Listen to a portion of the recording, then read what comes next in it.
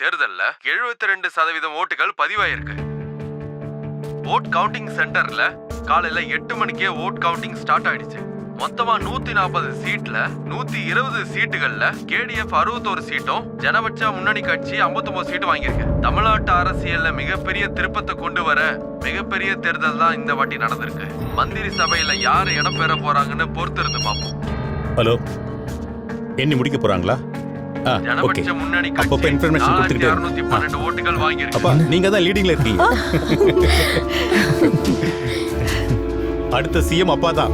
இப்போது புதிய செய்திகள். புதுச்சேரி வட்டத்துல KGF கட்சியோட தொம்மன் சாக்கோ 4000 ஓட்டுகள்ல ஜெயிச்சிட்டாரு. இந்த முறை இவர் ஜெயிச்சா தமிழ்நாட்டுல சிஎம் ஆறதுக்கான வாய்ப்பு இவருக்கு தான் இருக்கு.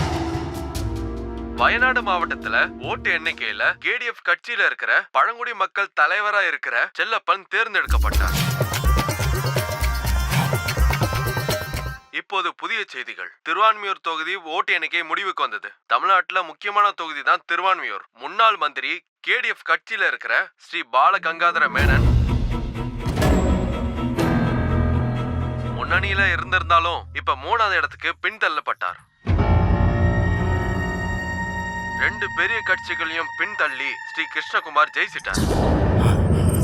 KDF கட்சி தொண்டராகவும் மாவட்ட இளைஞரணி கட்சியோட செக்ரட்டரியா இருந்த ஸ்ரீ கிருஷ்ணகுமார் சுயேட்சையா நின்று 2 கட்சிகளையும் தோக்கடிச்சிருக்கார்.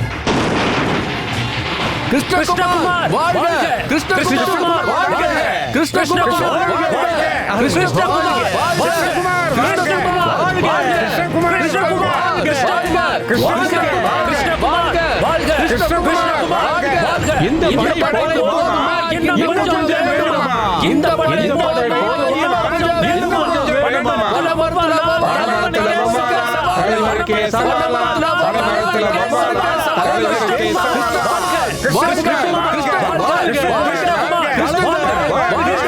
கிருஷ்ணகுமார்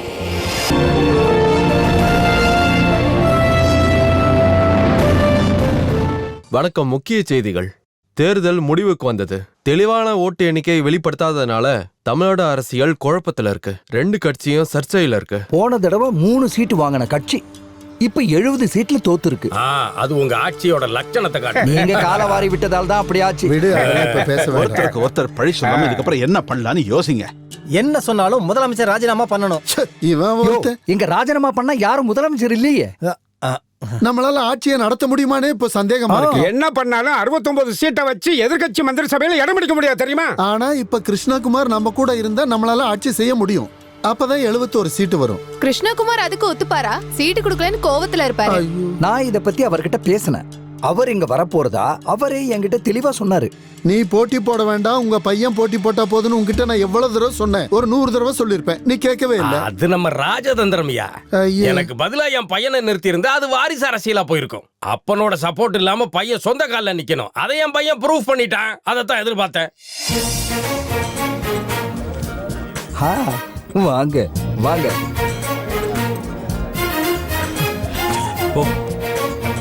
புத்திசாலி, உண்மையிலே நீ புத்திசாலி. என் மேல எந்த கோவமும் இல்லையே. எதுக்கு? இது பாலிடிக்ஸ் தானே. இங்க ஸ்போர்ட்ஸ் பண்ணுங்க, ஸ்பிரிட் தானே. நீ உட்கார்ற. அங்க உட்காருங்க. வேணாம் சார். கிருஷ்ணகுமார், நீங்க எங்களுக்கு சப்போர்ட் பண்ணுவீங்கன்னு நம்பலாம்ல? நான் சப்போர்ட் பண்ணதான் KDF மந்திரி பதவியில இடம் பிடிக்க முடியும்னு எனக்கு நல்லாவே தெரியும். சின்ன வயசுல இருந்து நான் இந்த கட்சியில தான் இருக்கேன். இப்பவும் கூட இருக்கிறதுல ரொம்ப சந்தோஷம். ஆனா ஒரு டிமாண்ட் இருக்கு. உள்துறை அமைச்சர் பதவி எனக்கு வேணும். அட கடவுளே! நீ அது நானே அதை பத்தி பேசலாம் தான் இருந்தேன். ஹோம் மினிஸ்டர் ஆகணுமா? அது முடியாது. மந்திரி ஆகணும்னா சட்டத்தை பத்தியும் தெரியணும், அனுபவமும் வேணும். யாருங்க இப்பெல்லாம் படிச்சுட்டு மந்திரி ஆவறது? நீங்க போக்குவரத்து துறை அமைச்சர் தான். முன்னாடி பஸ் ஓடி தான் பொழப்பு நடத்திட்டு இருந்தீங்களா? உங்களுக்கு வண்டி ஓட்ட தெரியுமா? அது வேண்டாம். ஆக்சிலேட்டர், பிரேக், கிளட்ச் என்னன்னு தெரியுமா? தெரியாது. அத உட்கார்ந்திருக்க கிள்ளி வளவன் சார். முன்னாடி மின்துறை வாரி அமைச்சரா இருந்தீங்களே, உங்ககிட்ட ஒண்ணு கேட்கவா? மின்சாரத்தை எப்படி உற்பத்தி பண்றாங்க? சொல்லு. தண்ணியில இருந்து. அப்படியா? அப்புறம் ஏன் தண்ணியை தொட்ட சாக் அடிக்க மாட்டேங்குது? சொல்லு. அதெல்லாம் நாம ஏன் தெரிஞ்சுக்கணும்? சுவிட்ச் போட்டா கரண்ட் வருதுல்ல, அது தெரிஞ்சா போதும். அதுவும் தெரியாதா? இவன் சொல்றதுலயும் விஷயம் இருக்குல்ல, அப்புறம் ஏன் சாக்கு அடிக்கல? கண்டவன் சொல்றதெல்லாம் கேட்டு நம்ம இதுக்கு தலையை பிச்சுக்கணும். என்ன சொல்லு? இங்க இருக்க எல்லா வேலையிலயும் டெஸ்ட் இருக்கு. மந்திரி ஆகிறதுக்கு கூட எக்ஸாம் வைக்கணும். இந்த IAS IPS வைக்கிற மாதிரி IIPS Indian Institute of Political Science அதை படிக்கணும். அது கூட வேணாம், மினிமம் 10ஆம் கிளாஸ் பாஸ் ஆயிருக்கணும்னு சொன்னா உள்ள பாதி பேர் வெளியே எழுந்து போவீங்க. இந்த தேர்தல் சொல்றதுல நமக்கெல்லாம் ஒரு எக்ஸாம் மாதிரி தான். அந்த எக்ஸாம்ல பாஸ் பண்றவங்க மட்டும்தான் மந்திரி ஆக முடியும். அது பரீட்சை இல்ல, மக்கள் தர வாய்ப்பு. இவங்களாவது நல்லது பண்ணிட மாட்டாங்களேன்னு மக்கள் தர வாய்ப்பு. அது சரி. மண் வாசனை இருக்கும் தலைவரே, மண் வாசனை இருக்கும் தலைவரே, 1000 தோழர்கள் பின்னாலே, 1000 தோழர்கள் பின்னாலே. நீங்க எல்லாரும் இங்க இருந்து கோஷம் போடுங்க. நான் சொல்ற வரைக்கும் யாரும் மண் நிப்பாட்டாதீங்க. வாசனை இருக்கும் புரியுதா? தலைவரே, மண் வாசனை இருக்கும் தலைவரே, 1000 தோழர்கள் பின்னாலே, 1000 தோழர்கள் பின்னாலே. மண் வாசனை இருக்கும் தலைவரே, மண் வாசனை இருக்கும் தலைவரே, 1000 எங்க தோழர்கள் கட்சி பின்னாலே. போட்டிட்ட 1000 தோழர்கள் பின்னாலே. இதுக்கப்புறம் மந்திரி சபையில உள்துறை அமைச்சராக நான் முடிவு பண்ணிட்டேன். அப்போ நான் இங்க இருந்து கிளம்புறேன். ஐயோ போகாதீங்க, நம்ம பேசி முடிவெடுத்துக்கலாம். ஏன் முடிவை நான் மாத்திக்க மாட்டேன். வேணும்னா இன்னொரு எலெக்ஷன்ல பாத்துக்கங்க. ஐயோ நான் சொல்றத கேளு. அவசரம் வேண்டாம், பொறுமையா டைம் எடுத்து யோசிச்சு சொல்லுங்க. வேணும்னு இது அவன் சொல்றதுல என்னையா தப்பு இருக்கு? உள்துறை அமைச்சருக்கு சரியான ஆளு. இங்க பாருங்க, உள்துறை அமைச்சர் பதவியை விட்டு தர மாட்டேன். உள்துறை அமைச்சர்னு சொல்றதுக்கு உனக்கு என்ன தகுதி இருக்கு? மந்திரி சபையில இடம் பிடிக்க அவன் வேணும். கிருஷ்ணகுமார் தெரியுமா? வேணும். கொஞ்சம் இப்படி வாங்க. அவன் கோவிச்சிட்டு போயிருக்கானா? காரியம் ஆகணும்னா கழுத கால கூட பிடிக்கும். நான் யார் காலில் விழணும்? உன் காலில் விழணுமா இல்ல உன் பையன் காலில் விழணுமா? எதுவா இருந்தாலும் நான் ரெடி தான். கொஞ்சம் ஒரு தடவை யோசிங்க. அனுபவம் இல்லாதவங்களுக்கு மந்திரி பதவி. அவன் பின்னாடி நான் இருக்கேன்யா. அவனை நிக்க வச்சு நானே ஆட்சி பண்ணுவேன். யாரு என்ன சொன்னாலும் நான் அந்த பதவியை விட்டு தர மாட்டேன். டேய், உனக்கு பொருத்தமான ஒரு மந்திரி பதவியை நான் பார்த்து தர்றேன். இது அருமையான பேச்சு. அப்புறம் நம்ம இத கொஞ்சம் தள்ளி வைப்போம். அதுக்கு தகுதி இல்லைன்னு மட்டும் சொல்லிடாதீங்க. நான் யாரோட புள்ளன்னு உங்களுக்கு தெரியல. கிருஷ்ணகுமார் ஆகிய நான், கிருஷ்ணகுமார் எனும் நான் சட்டப்படி தேர்ந்தெடுக்கப்பட்டு பாரதத்தோட நன்மைக்காக ஒரு மந்திரியாக என்னோட சுய விருப்ப வெறுப்புகளை தவிர்த்து மக்களுக்காக உண்மையாக சேவை செய்வேன் என்று மனமாற கிருஷ்ணகுமார் உள்துறை அமைச்சரா பதவியேற்றார். கவர்னர் நரேந்திர சஜாவ் உறுதிமொழி சொன்னார். மந்திரி சபையிலேயே சிறு வயது அமைச்சர் யாருன்னா அது பி கிருஷ்ணகுமார் தான்.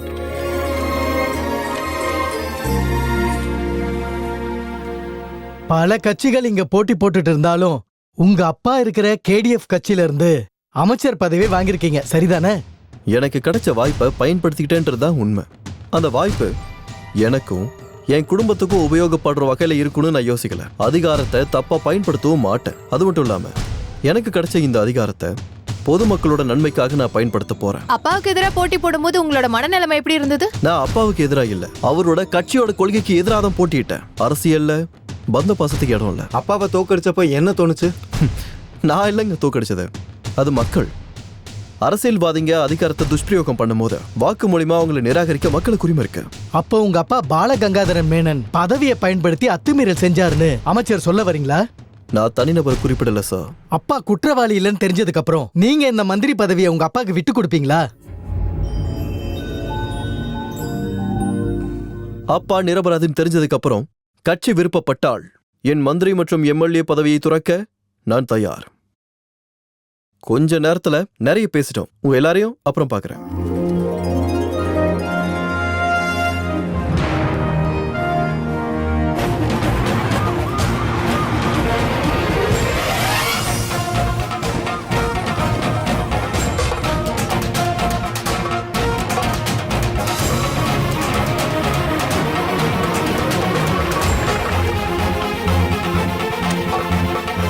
சார், ஒரு क्वेश्चन. சாரி, ஏற்கனவே நான் நிறைய கொஸ்டினுக்கு ஆன்சர் பண்ணிட்டேன். நான் சொன்னதெல்லாம் வெறும் வார்த்தையா இல்லாம செயல்ல இறங்கி காட்டணும் அப்படின்னு நான் விரும்புறேன். ப்ளீஸ் நல்லது பண்றதுக்கு கொஞ்சம் அனுமதி கொடுங்க. வாங்க சார். உங்களெல்லாம் அப்புறம் பாக்குறேன்.